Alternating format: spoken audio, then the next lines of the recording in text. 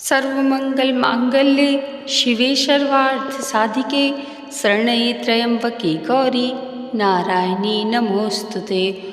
जय माता दी दोस्तों, आप सभी को हमारी तरफ से शारदीय नवरात्रि की हार्दिक शुभकामनाएं। आज की इस वीडियो में हम आपके लिए माँ दुर्गा के सबसे शक्तिशाली पाठ श्री दुर्गा कवच, अर्गला स्तोत्र और कीलक स्तोत्र का पाठ हिंदी में लेकर आए हैं। तो प्रेम से बोलिए दुर्गा माता की जय। श्री दुर्गा कवच का पाठ प्रारंभ होता है।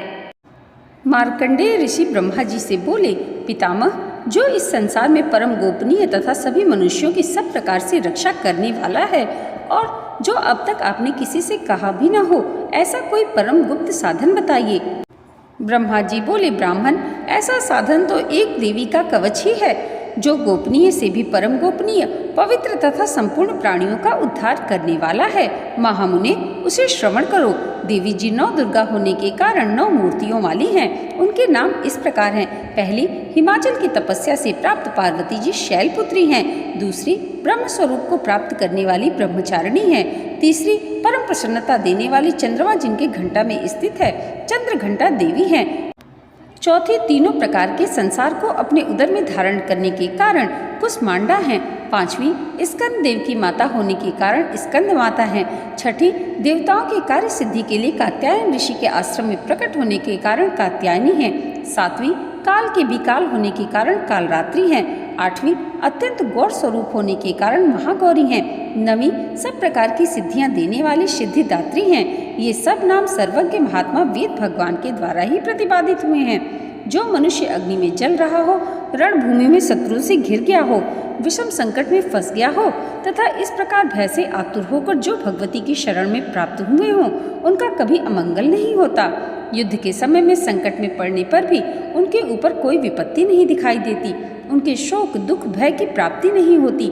जिन्होंने भक्ति पूर्वक देवी का स्मरण किया हो, उनका निश्चय ही अभ्युदय होता है। देवेश्वरी, जो तुम्हारा चिंतन करते हैं, उनकी तुम निसंदेह रक्षा करती हो।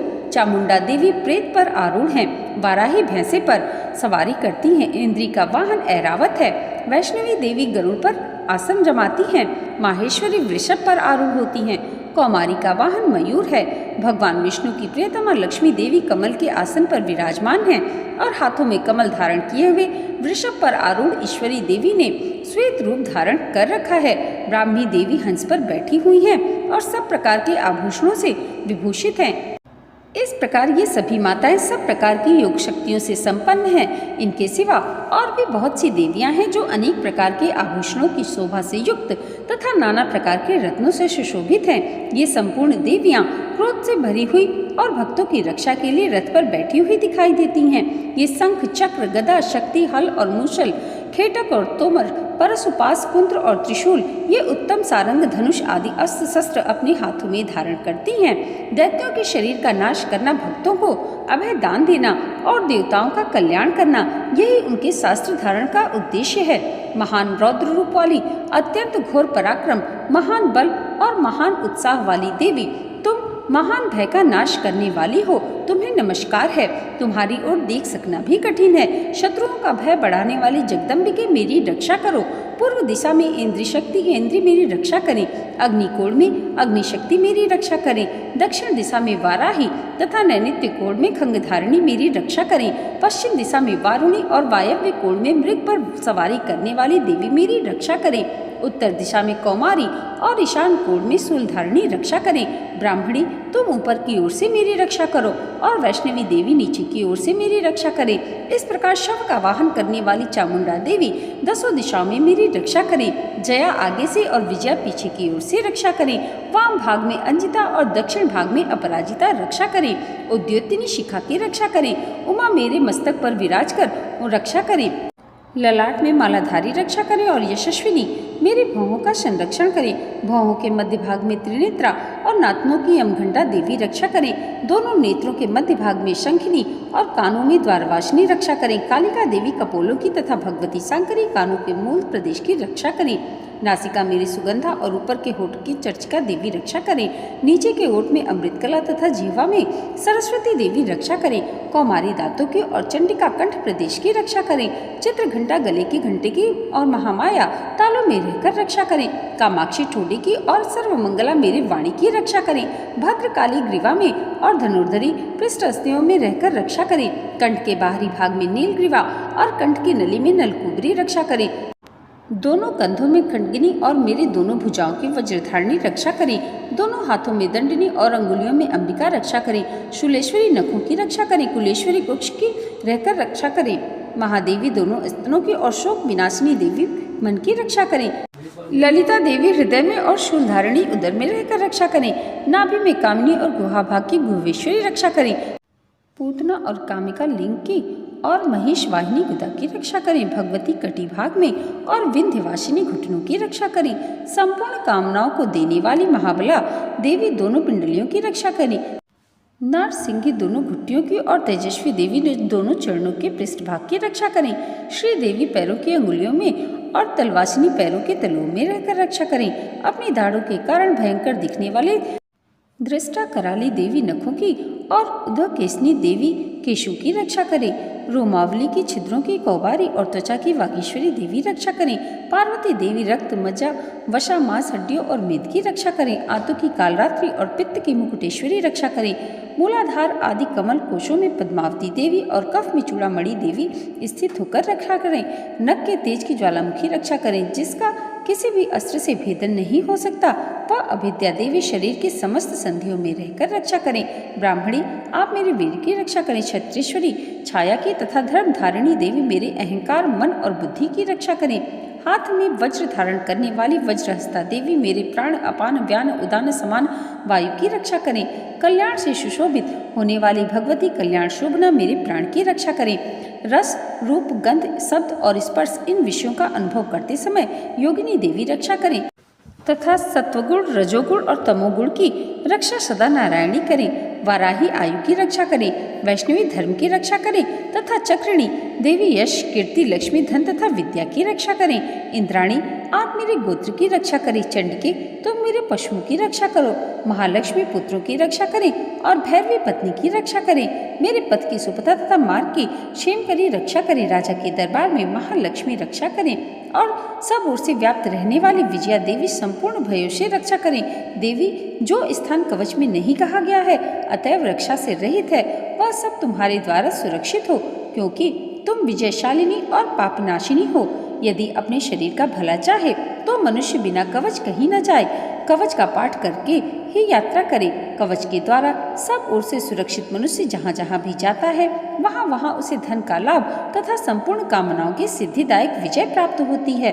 वह जिस जिस अभिष्ट वस्तु का चिंतन करता है उसको निश्चय ही प्राप्त कर लेता है। वह पुरुष इस पृथ्वी पर तुलना रहित महान ऐश्वर्य का भागी होता है। कवच से सुरक्षित मनुष्य निर्भय हो जाता है। युद्ध में उसको कोई पराजित नहीं कर सकता तथा वह तीनों लोकों में पूजनीय होता है। देवी का यह कवच देवताओं के लिए भी दुर्लभ है। जो प्रतिदिन नियम पूर्वक तीनों संध्याओं के समय श्रद्धा के साथ इसका पाठ करता है उसे दैवी कला प्राप्त होती है तथा वह तीनों लोकों में कहीं भी पराजित नहीं होता। इतना ही नहीं, वह अमृत्यु से रहित हो 100 से अधिक वर्षों तक जीवित रहता है। मकरी चेचक और कोढ़ आदि उसकी संपूर्ण व्याधियां नष्ट हो जाती हैं। कनेर भांग अफीम धतूर आदि का स्थावर विष सांप और भिक्षु आदि के काटने से चढ़ा हुआ जंगम विष तथा अहिफेन और तेल के संयोग आदि से बनने वाले कृत्रिम विष, ये सभी प्रकार के विष दूर हो जाते हैं, उनका कोई असर नहीं होता। इस पृथ्वी पर मारण मोहनादि जितने अविचारिक प्रयोग होते हैं तथा इस प्रकार के जितने मंत्र यंत्र होते हैं वे सब इस कवच को हृदय में धारण कर लेने वाले मनुष्य को देखते ही नष्ट हो जाते हैं। यही नहीं, पृथ्वी पर विचरने वाले ग्राम देवता, आकाशचारी देव विशेष, जल के संबंध से प्रकट होने वाले गण, उपदेश मात्र से सिद्ध होने वाले निम्न कोटि के देवता, अपने जन्म के साथ प्रकट होने वाले देवता, कुल देवता, माला डाकिनी शाकिनी, अंतरिक्ष में विचरने वाली घोर डाकिनियाँ, ग्रह भूत पिशाच यक्ष गंधर्व राक्षस ब्रह्म राक्षस बैताल कुष्मांड और भैरव आदि अनिष्टकारक देवता भी हृदय में कवच धारण किए रहने पर उस मनुष्य को देखते ही भाग जाते हैं। कवचधारी पुरुष को राजा से सम्मान वृद्धि प्राप्त होती है। यह कवच मनुष्य के तेज की वृद्धि करने वाला और उत्तम है।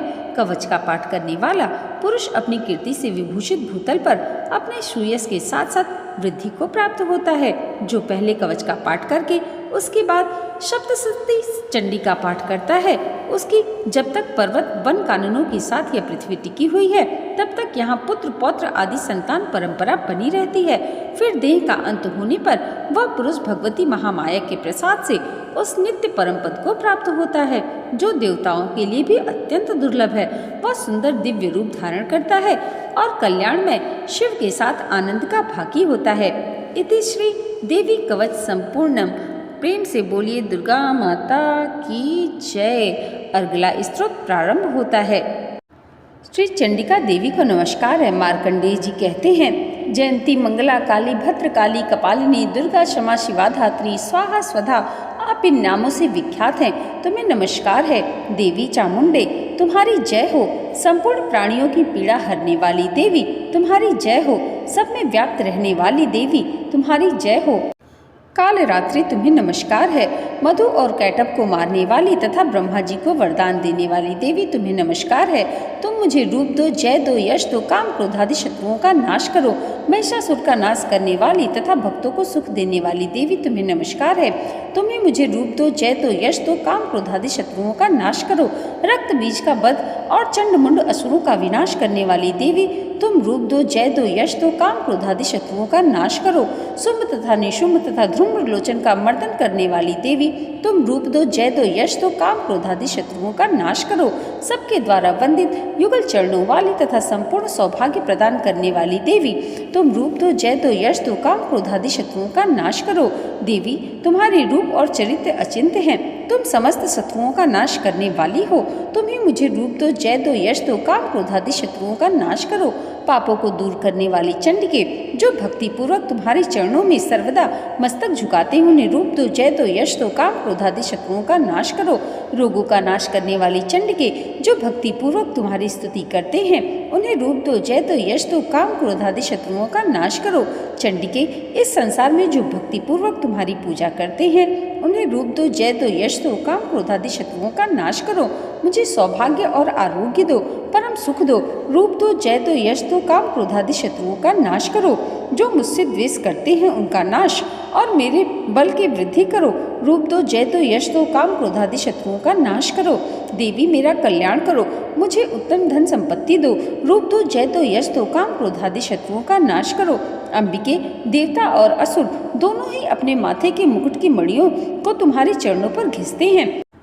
तुम्हें मुझे रूप दो, जय दो, यश दो, काम क्रोधादि शत्रुओं का नाश करो।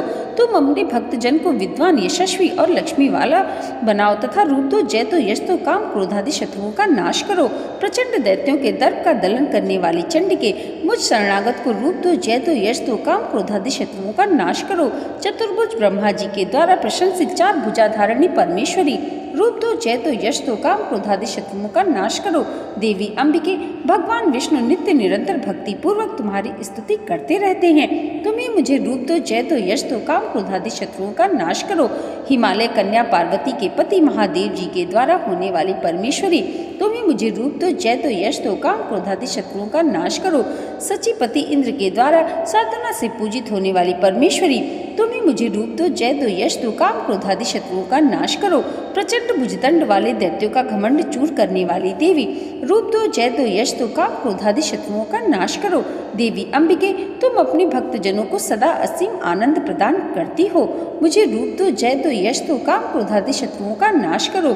मन की इच्छा के अनुसार चलने वाली मनोहर पत्नी प्रदान करो, जो दुर्गम संसार से तारने वाली तथा उत्तम कुल से उत्पन्न हो। जो मनुष्य इस स्तोत्र का पाठ करके सप्तशती रूपी महास्त्रोत का पाठ करता है वह सप्तशती की जप संख्या से मिलने वाले श्रेष्ठ फल को प्राप्त करता है। साथ ही वह प्रचुर संपत्ति भी प्राप्त कर लेता है।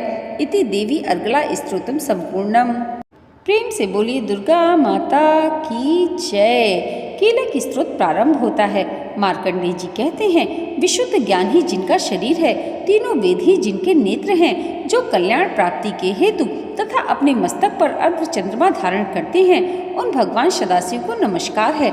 मंत्रों का जो अभिकीलक है अर्थात मंत्रों की सिद्धि में विघ्न उपस्थित करने वाले शाप रूपी कीलक का निवारण करने वाला है, उस सप्तसती स्तोत्र को संपूर्ण रूप से जानना चाहिए। उसके भी उच्चाटन आदि कर्म सिद्ध होते हैं, उसे भी समस्त दुर्लभ वस्तुओं की प्राप्ति होती है। तथापि जो अन्य मंत्रों का जप न करके केवल इस सप्तसती नामक स्तोत्र से ही देवी की स्तुति करते हैं, उन्हें स्तुति मात्र से ही सच्चिदानंद स्वरूपिणी देवी सिद्ध हो जाती हैं। उन्हें अपने कार्य की सिद्धि के लिए मंत्र, औषधि तथा अन्य किसी साधन की उपयोगिता की आवश्यकता नहीं रहती। बिना जप के उनके उच्चाटन आदि समस्त अविचारिक कर्म सिद्ध हो जाते हैं। इतना ही नहीं, उनकी संपूर्ण अभीष्ट वस्तुएं भी सिद्ध होती हैं। लोगों के मन में यह शंका थी कि जब केवल सप्तसती की उपासना से भी समान रूप से अथवा सप्तसती को छोड़कर अन्य मंत्रों की उपासना से भी समान रूप से सब कार्य सिद्ध होते हैं, अब इनमें श्रेष्ठ कौन सा साधन है? लोगों की इस शंका को सामने रखकर भगवान शंकर ने अपने पास आए हुए जिज्ञासुओं को समझाया कि यह सप्तसती नामक संपूर्ण स्तोत्र ही सर्वश्रेष्ठ एवं कल्याणमय है। तदंतर भगवती चंडिका के सप्तसती नामक स्तोत्र को महादेव जी ने गुप्त कर दिया। सप्तसती के पाठ से जो पुण्य प्राप्त होता है उसकी कभी समाप्ति नहीं होती, किंतु अन्य मंत्रों के जप जन्य पुण्य की समाप्ति हो जाती है। अतः भगवान शिव ने अन्य मंत्रों की अपेक्षा जो सप्तसती की ही श्रेष्ठता का निर्णय किया, उसे जानना चाहिए।